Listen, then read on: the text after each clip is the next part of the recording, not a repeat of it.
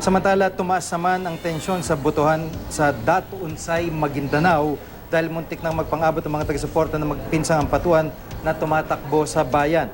May bitbit pang pamalo, Chris at tirador ang ilang mga taga-suporta. Posible raw kasing mauwi sa labanan kapag nagkadikit ang dalawang grupo. Agad pumagitna ang mga nagbabantay na sundalo at pulis. Pinatawag din ang chairman ng Municipal Board of Canvassers para iayos ang sitwasyon. Napagkasunduan na lang na payagan munang makaboto ang mga nauna sa pila. Kinuha rin ng mga sundalo mga bitbit na pamalo ng mga taga-suporta at inipon sa isang lugar.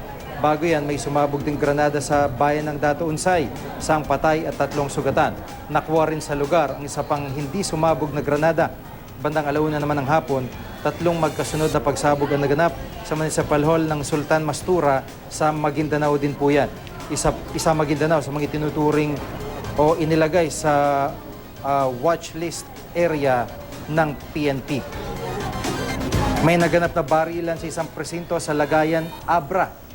Patay ang isang lalaki na kinilala si Sacario Manuel Sr. matapos barilin sa loob mismo ng presinto sa Barangay Pangot. May gitsang oras pa lang na nagbubukas ang mga presinto nang mangyari ang pamamaril. Alas 7 ng umaga nang umano'y pasukin ng 5 armado lalaki, nag-iisang polling precinct sa naturang barangay. Halos 1 oras daw ikinulong ng mga armado lalaki sa presinto ang ilang botante. Ang mga nakapila naman ay nagtakbuhan sa takot. May botante ring pinalo sa ulo. Nagpulasan lang ang mga armado suspect na magdatingan ng mga pulis at sundalo.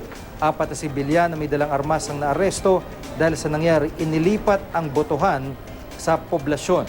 Kabilang sa mga tinututukan lugar ng PNP sa kanilang watch list ang lalawigan ng Abra na notoryo sa mga political killing tuwing eleksyon.